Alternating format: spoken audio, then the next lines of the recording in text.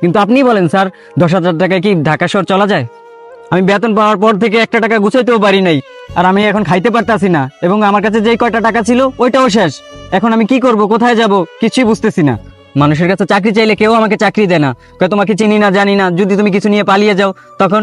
এই জন্য আমি ভিক্ষার পথ বেছে নিছি। মানুষের কাছে ভিক্ষা চাই, মানুষ ভিক্ষা না দিলে তাদের কাজ করে আমি তারপর টাকা নিই। এই জন্যই তো ম্যাডামের জুতা পরিষ্কার করে আমি 100 টাকা নিছি। এই 100 টাকা দিয়ে আমি 2 দিন চলতে পারবো, আর যখন এই টাকাটা শেষ হয়ে যাবে আমি আবার ভিক্ষা করতে নামবো। পেটের জন্য আমার কাছে কোনো কাজই ছোট মনে হয় না, তাই আমি ম্যাডামের জুতা পরিষ্কার করছি। কি বললো ভাইয়া, তুমি এতটা কষ্টে আছো?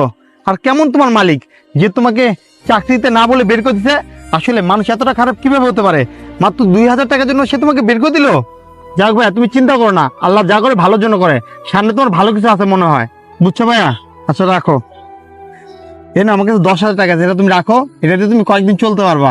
স্যার আপনি এত ভালো মানুষ, আপনি আমাকে 2 মিনিট আগে